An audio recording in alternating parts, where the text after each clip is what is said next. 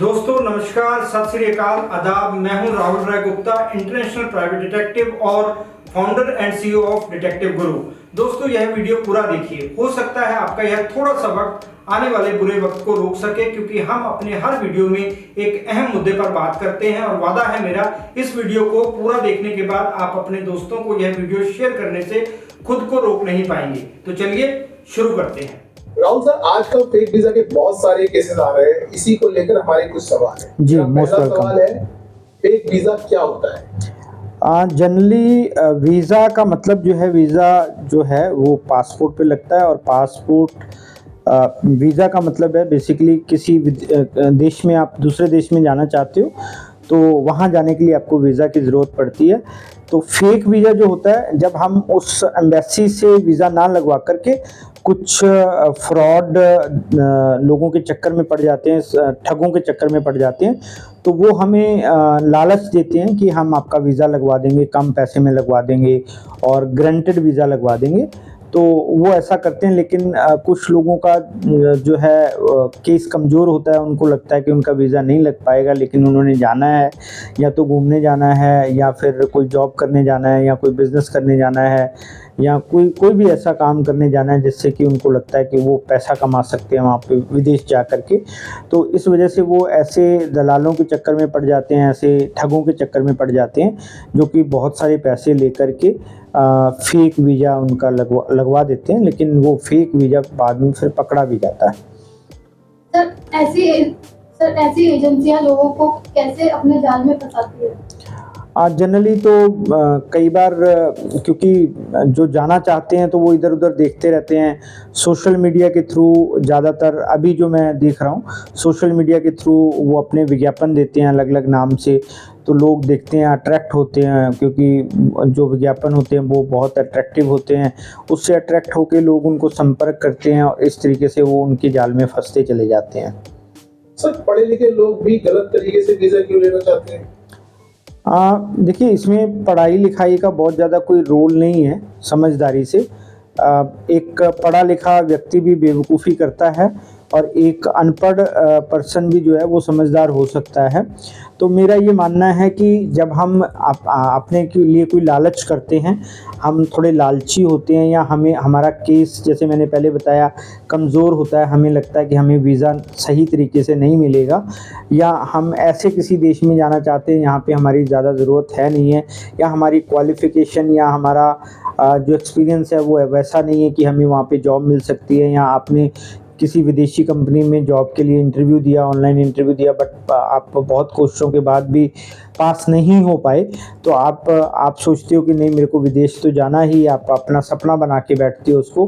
तो उस हिसाब से आपको हर तरीके से वीज़ा चाहिए होता है, जिसकी वजह से फिर आप ऐसे ठगों के जाल में फंसते हो, या फेक वीज़ा जो बनाते हैं उनके जाल में फंसते हैं, और इस तरीके से वीज़ा आप हासिल करते हो, तो जो कि बाद में फिर दिक्कत भी करता है। सर, फेक वीजा को लेकर हमारे देश में क्या कानून है? फेक वीज़ा बेसिकली फॉर्जरी में आता है, 468 सेक्शन इस पे लगता है हमारे इंडिया में, और इसमें 7 साल की सज़ा हो सकती है। और बाकी जिस देश में, अगर पहली बात तो यहाँ से क्लियर करना बड़ा मुश्किल है, लेकिन अगर यहाँ से आप चले भी गए और जिस देश का आपने वीज़ा लगवाया है और वहाँ पे अगर आप फेक वीज़ा के उसमें पकड़े जाते हैं, तो वहाँ का जो कानून है उस पर्टिकुलर कंट्री का, वो वहाँ पे लागू होता है, और वो सज़ा भी हो सकती है उसमें, और आपको वापस डिपोर्ट भी किया जा सकता है। ये किस तरह का क्राइम है सर? मुझे लगता है कि अगर आपको कहीं बाहर जाना है तो आपको सही तरीके से जाना चाहिए, और आपको पूरे आपके पेपर होने चाहिए, और आप पूरा जो भी उस कंट्री का कानून है उसको आप फॉलो करते हुए वीज़ा लगवाएं, और ताकि आपको कोई भी प्रॉब्लम ना हो, और आप अगर आपने कोई सपना देखा है बाहर जा कर के नौकरी करने का, आप अपना करियर बनाने का, पैसा कमाने का, तो वो आपका पूरा हो सके। ऐसा ना हो कि आपने सपने तो बहुत देखे हैं, लेकिन वो फिर आपके सपने रह जाएं और आपकी पूरी ज़िंदगी जेल में कटे। सर, इसको कैसे रोका जा सकता है? बेसिकली इसके ऊपर पुलिस भी काम कर रही है, जो एजेंसीज़ हैं और गवर्नमेंट की वो भी अच्छा काम कर रही हैं, और कुछ सामाजिक संगठन हैं वो भी जागरूकता फैलाते हैं। तो मुझे लगता है कि कानून तो बहुत एनफ है, लेकिन पब्लिक को समझने की ज़रूरत है, अवेयरनेस की ज़रूरत है कि हम इस चक्कर में ना फंसे, क्योंकि इसमें अगर किसी का फ़ायदा होता है तो वो उन ठगों का होता है, उन दलालों का होता है, जो आपसे बहुत मोटा पैसा लेकर के इस तरीके का फेक वीज़ा आपको लगाते हैं। लेकिन आपके, जैसे मैंने पहले बोला, सपने तो पूरे नहीं होते, बट आपको जेल की यात्रा ज़रूर करनी पड़ सकती है।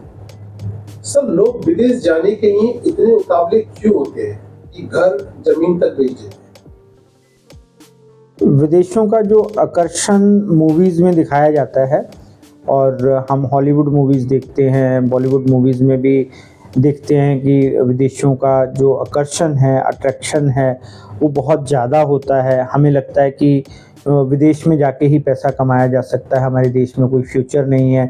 हम अपने देश को उतनी इज़्ज़त नहीं दे पाते हैं, या ये कह लीजिए कि हम अपने देश को ऐसा समझते हैं कि यहाँ पे बेरोज़गारी ज़्यादा है, या यहाँ पे कोई एम्प्लॉयमेंट नहीं है, या उतना पैसा नहीं कमा सकते, या ऐसा कह सकते हैं कि हमारे पास उतनी क्वालिफ़िकेशन नहीं है कि हम अच्छा पैसा कमा सकें, या हमारे पास वैसा माइंड नहीं है कि हम बहुत अच्छा बिज़नेस कर सकें। तो लोगों को ये गलतफ़हमी होती है कि बाहर जा कर के आपको अपना ब्रेन इस्तेमाल नहीं करना है, बाहर जाके आपको मेहनत नहीं करनी है, आप पैसा बैठे-बैठे कमा सकते हो, या थोड़ी-सी मेहनत करके बहुत सारा पैसा कमा सकते हो। तो मुझे लगता है कि ये बहुत सारी गलतफ़हमियाँ हैं लोगों के मन में, और ये गलतफ़हमियाँ जब वो एयरपोर्ट पे विदेश में उतरते हैं तो धीरे-धीरे कुछ समय में, कुछ दिनों में या कुछ महीनों में उनकी गलतफ़हमी दूर हो जाती है। तो वो फिर अपने घर को याद भी करते हैं, लेकिन वो घर इसलिए वापस नहीं आना चाहते उस समय, क्योंकि उनको लगता है कि अब घर वालों को बोला है, कमिटमेंट की है कि पैसा कमा के वापस आएँगे, या यार दोस्तों को, मोहल्ले वालों को बोला है। तो इस वजह से शर्म के मारे भी वो कई बार वापस तो आना चाहते हैं, बट आ नहीं पाते हैं। तो ऐसे ही उनकी ज़िंदगी कटती रहती है फिर। सर, कैसे पता लगाएं कि वीजा दिलवाने वाली कंपनी धोखेबाज है? देखिए, वीज़ा जो होता है वो एम्बेसी से मिलता है, और एम्बेसी के ऑथराइज्ड एजेंट्स होते हैं।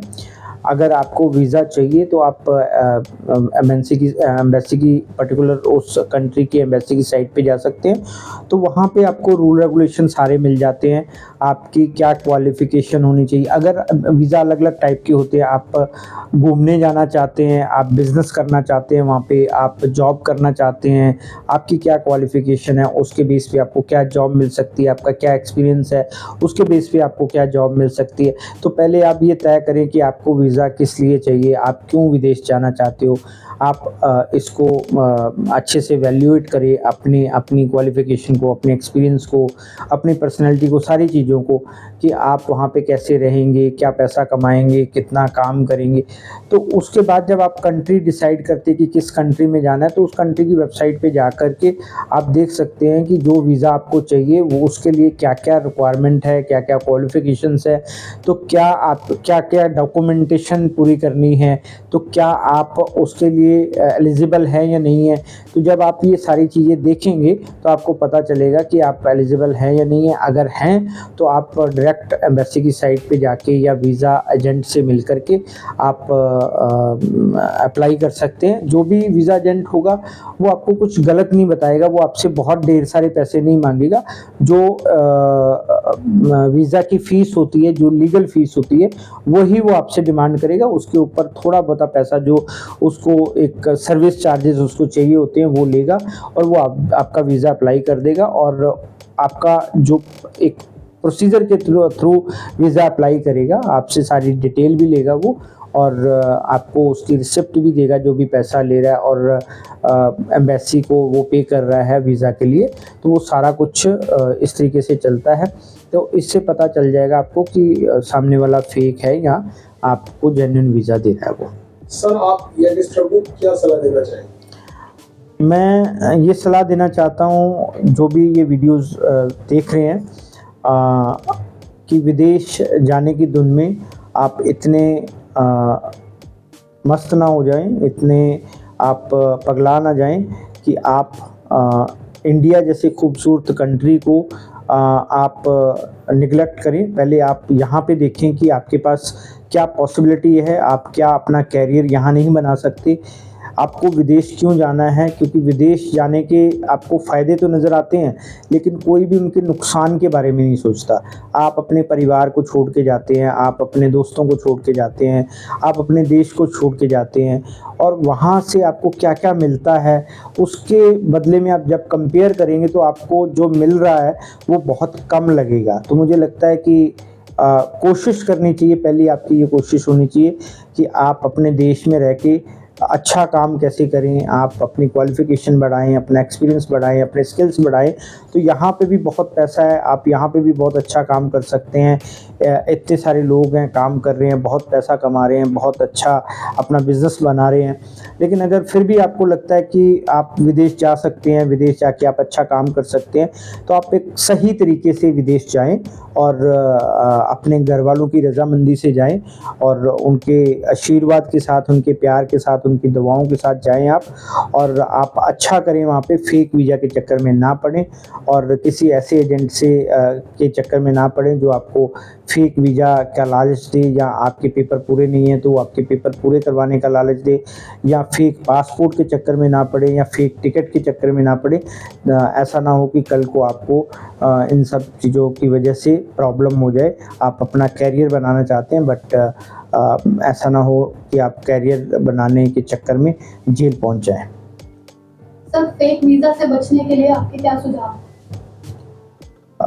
जैसे मैंने अभी बताया कि अगर आप विदेश जाने का मन बना चुके हैं तो एम्बेसी की साइट पे जाइए, वहाँ पे रिक्वायरमेंट देखिए, वहाँ पे एलिजिबिलिटी अपनी चेक कीजिए कि आप डॉक्यूमेंटेशन पूरी कर पाते हैं या नहीं कर पाते हैं, और उस हिसाब से अगर आपको लगता है कि आप जा सकते हैं विदेश तो आपको फिर अप्लाई करना चाहिए। आप डायरेक्ट एम्बेसी की साइट पे जाके भी अप्लाई कर सकते हैं और किसी एजेंट के थ्रू भी कर सकते हैं। ऑथराइज्ड एजेंट भी आपको पता चल जाएंगे और आपको रसीद भी देंगे वो, और आपका प्रॉपर अगर उस एम्बेसी की ज़रूरत है इंटरव्यू का तो वो इंटरव्यू भी करवाएंगे। तो आपको प्रोसीजर से पता चल जाएगा कि आप सही रास्ते पे हैं या नहीं।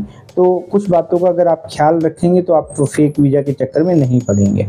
अगर ये वीडियो आपको पसंद आया हो तो दोस्तों और रिश्तेदारों में भी जरूर शेयर करें, लाइक करें, कमेंट करके बताएं कि यह वीडियो कैसा लगा, और अपना कोई अनुभव हो तो जरूर शेयर करें ताकि और लोगों को प्रेरणा मिल सके।